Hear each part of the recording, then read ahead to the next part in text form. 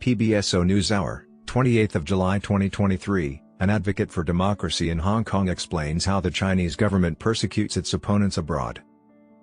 Everything changed when Beijing began to crack down on pro-democracy campaigners 4 years ago. China is currently attempting to widen the scope of its repression by focusing on critics living in exile. Elmer, Yuen and John Yang had further conversations. By the concept of one country, two systems, Hong Kong was acknowledged as a part of China for over 20 years. Chinese on the mainland lacked many of the liberties enjoyed by Hong Kong residents. Everything changed when Beijing began to crack down on pro-democracy campaigners 4 years ago. The formerly unrestrained capitalist refuge now resembles a Communist Party-run police state. John Yang informs us that Beijing is attempting to expand this crackdown internationally. John Yang, Jeff, Hong Kong has suppressed domestic dissent for several years. 2020 saw a stringent new security law implemented following a year of pro-democracy demonstrations. Since then, practically all independent media outlets have been shut down, over 260 people have been detained, and opposition candidates have been disqualified from running in elections. China is currently attempting to widen the scope of its repression by focusing on critics living in exile. 8 arrest warrants have been issued for academics, democratic advocates, and former MPs who no longer reside in Hong Kong. One of those warrants contains the name, Elmer Yuen. He is a former businessman from Hong Kong who now resides in the United States and comments online. Mr. Yuen, the government has placed a 6-figure bounty for your capture and accuses you of subversion and collaborating with foreign forces. How does that make you feel, exactly? What is your response to that? Elmer Yuen, a dissident from Hong Kong, I'm thrilled since it shows that I hit their most vulnerable spot. The Communist Party's main selling point is that they assert to speak for all people. I'm attempting to establish an elected Hong Kong parliament outside of Hong Kong. And because it is the power of the organized people, this should make them very uneasy. This is communist, too.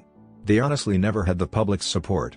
They have stolen democracy and human rights from the Chinese and Hong Kong people. Why do you think they are pursuing expatriates abroad, John Yang? Elmer Yuen, they are trying to connect, and many free nations host their police stations. However, they are not in charge as they are in China or Hong Kong. They intend to frighten us as a result. And they frequently employ this strategy. Only now are people beginning to pay heed. Yang, John, sort of related to that, I am aware that your son and daughter, I suppose, have been held by the Hong Kong police. What are your thoughts about that? Elmer Yuen, they're attempting to intimidate me again, which is entirely against the law. The basis for what I'm doing is the Declaration of Independence for all. We have the right to vote, be elected, and be elected. Additionally, it is stated in the fundamental laws of both Hong Kong and China. We have been granted the right to establish our government and degree of autonomy.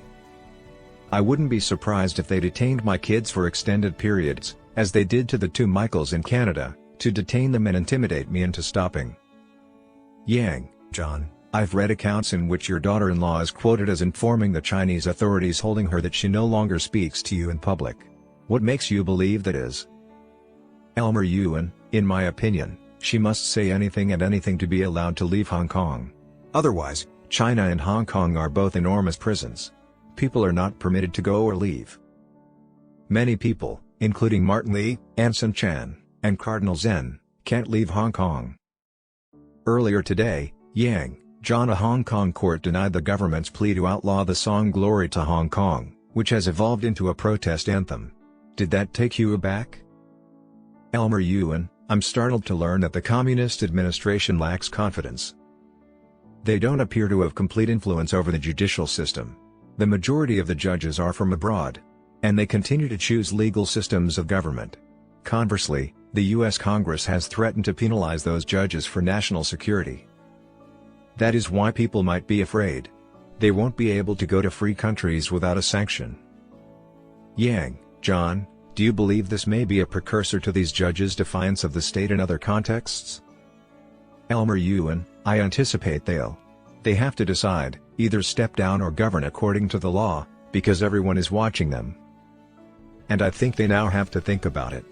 Because they see that this cannot continue, there appears to be some healing. Even Xi Jinping, in my opinion, realizes it cannot continue. The economy of Hong Kong is being severely harmed. We provide 70% of their international revenue. Yang, John, you spoke earlier about creating an exiled parliament. How is that effort coming along?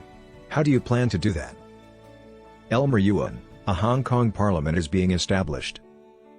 Then, we developed a very secure mobile internet voting system so that people can vote without being seen or tracked, whether they are in Hong Kong or elsewhere. So far, things are going nicely. By the end of the year, we hope to hold elections and choose our first parliamentarian.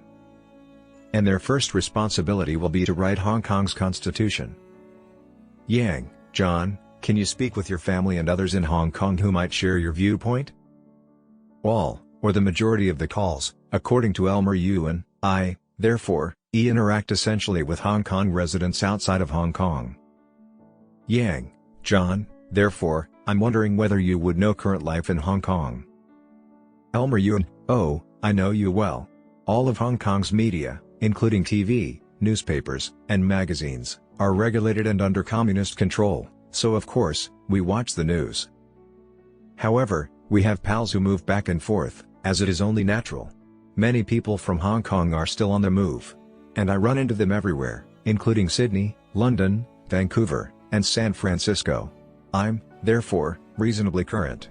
It resembles a police state and is somewhat similar to martial law, as does this national security statute. John Yang, Elmer, Yuen, many thanks. Elmer, Yuen, I'm grateful.